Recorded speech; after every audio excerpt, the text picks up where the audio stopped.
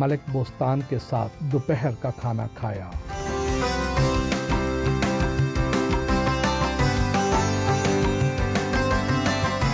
گفتگو کا سلسلہ جاری رہا۔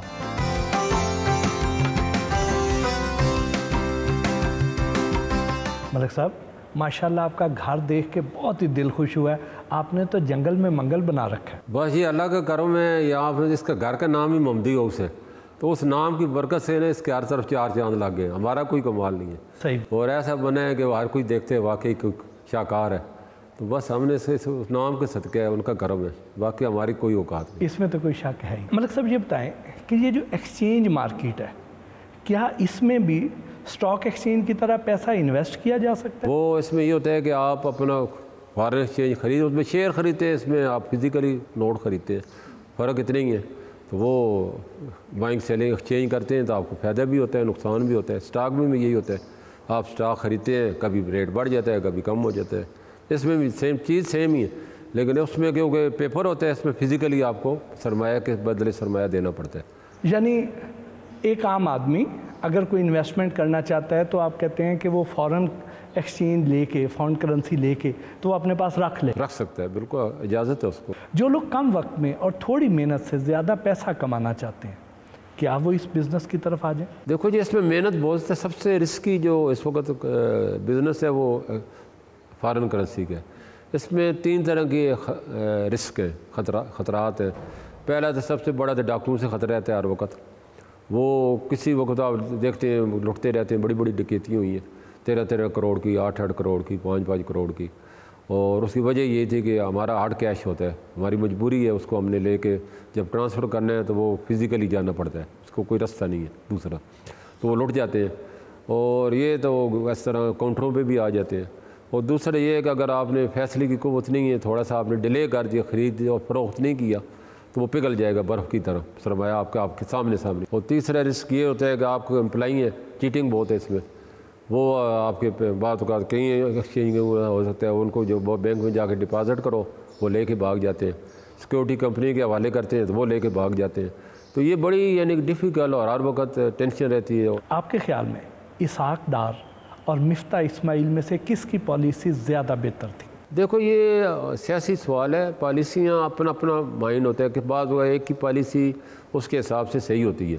اسحاق ڈار صاحب کی پالیسی اس وجہ سے ہم صحیح کہتے ہیں کہ ملک کو فائدہ ہوتا ہے، نقصان نہیں ہوتا، کیونکہ ہم باقی کہتے ہیں کہ ڈالر کو فری چھوڑ دو، تو فری چھوڑنے کا مطلب گھوڑے کو بے لگام کرنا۔ باقی بھی جتنے منسٹر رہے ہیں ہمارے میرے تک تمام جتنے بھی حفیظ پاشا صاحب ہے، اسد عمر صاحب ہے، حفیظ شیخ صاحب تھے، شوکت ترین صاحب تھے، مفتاح صاحب تھے، سب سے میٹنگیں ہوتی رہی ہیں، تو سارے اپنے لحاظ سے تھا، کوئی بھی کام نہیں تھا۔ آپ جو ابھی بتا رہے تھے کہ لوگوں نے بہت سے ڈالرز گھروں میں رکھے ہوئے ہیں یا بینکوں کے لاکرز میں رکھے ہوئے ہیں، تو کیا کوئی ایسی سٹڈی ہے، کوئی اندازہ ہے کہ کتنے ڈالرز لوگوں نے لاکرز میں سنبھال رکھے ہیں؟ دیکھو پاکستان میں فارن ایکسچینج کی بالکل کمی نہیں ہے۔ میں آپ کو دوں وہاں ریکارڈ باتیں ہیں، آف ریکارڈ تو کوئی بھی نہیں بتا سکتا نا۔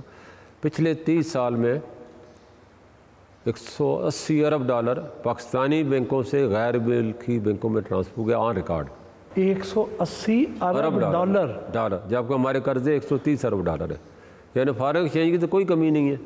آپ کے خیال میں وہ کون سی غلطی تھی جس کی وجہ سے پاکستان میں ڈالر کا ریٹ بڑھنا شروع ہوا؟ دیکھو وہ غلطی وہی تھی جو میں نے ابھی بتا دی ہے، جو ڈار صاحب بھی کہتے ہیں کہ ہم شاید اس کو آزاد کر دیں گے فری، جیسے IMF بار بار کہتا ہے، تو یہ ہماری ایکسپورٹ بڑھ جائے گی اور ڈالر آنا شروع ہو جائیں گے، تو وہ ہوا نہیں، الٹا ہو گیا۔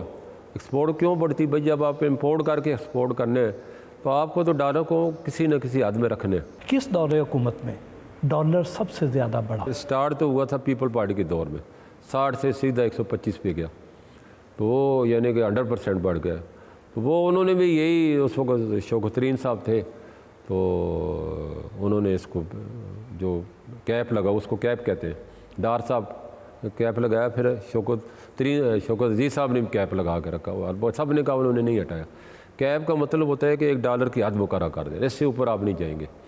تو وہ کیپ ہٹایا تو جن کا بوتل جو نکلا تو جن نے جو ہے سب چھپڑ پھاڑ دیا، پاکستان کا بیڑا غرق کر دیا۔ PTI دور کی معاشی پالیسیز کیسی تھیں؟ دیکھو میں اس میں عمران خان صاحب سے بڑی امیدیں تھیں، پوری کیا دنیا کو کیا پاکستان کو تو بہت زیادہ تھی، کیونکہ انہوں نے ان کے ارد گرد جتنے بھی ان کو باور یہی کرایا تھا کہ ہمارے پاس بڑا سرمایہ ہے، ہم لے کے آئیں گے، جو انہوں نے کہا حکومت بنی $200 ارب کا، تو سب نے سنا تھا IMF کے منہ پہ ماریں گے، تو یہ ایسا نعرہ تھا کہ ہر آدمی خوش تھا کہ چلو یہ واحد لیڈر ہے جو کہ $200 ارب کا نام تو لے رہا ہے، تو وہ اگر وعدہ وفا کرتے تو بات ہو جاتی، لیکن بیڈ لک ان کے ساتھ وہ کہتے ہیں کھوٹے سکے ایسے شامل ہو گئے۔ یہاں پہ مجھے ساتھ ساتھ تلاوت کی آواز بھی سنائی دے رہی ہے۔ قرآن شریف کی یہ آیت لگائی تھی فَبَيِّ عَلَىٰ رَبِّكُمْ مَا تُكَذِّبَانِ، اس کا پھل سب سے زیادہ ہوا۔ واہ،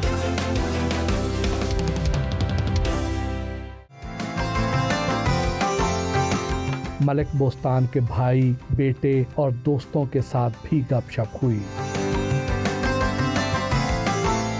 جنرل صاحب، ملک بوستان صاحب کے بارے میں بتائیں، کیسے دوست ہیں، کیسے انسان ہیں؟ دیکھیں بھٹی صاحب، میرا جو ایک محدود سا حلقہ احباب ہے نا، میری یہ خوش قسمتی ہے کہ اس میں بہت امپارٹنٹ ایڈیشن جو ہے ملک بوستان صاحب کی ہے۔ یہ ہمارے علاقے کی، چونکہ میرا تعلق بھی چکوال سے ہے، یہ ہمارے علاقے کا ہی فخر نہیں ہے، یہ ہماری قوم کا فخر ہے۔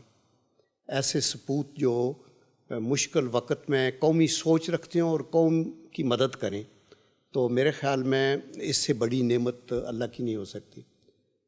ملک صاحب اسی کالج میں پڑھے ہیں جس میں میں پڑھ کے گیا ہوں، چکوال کے کالج میں، سو ہماری بنیادی تعلیم وہی ہے جو ادھر سے ہے۔ اور ملک صاحب کا جو دیانتداری، فرض شناسی، اپنے کام کو کرنا، آنیسٹی، یہ تو ایک بنیادی چیزیں ہیں کہ انسان دیانتدار ہو اور اسٹریٹ ہو، لیکن اس سے بھی زیادہ امپارٹنٹ جو چیز ہے وہ یہ ہے کہ بندہ ویژنری ہو، آپ کو پتہ ہو کہ ہو کیا رہا ہے، آگے کیا ہونا ہے۔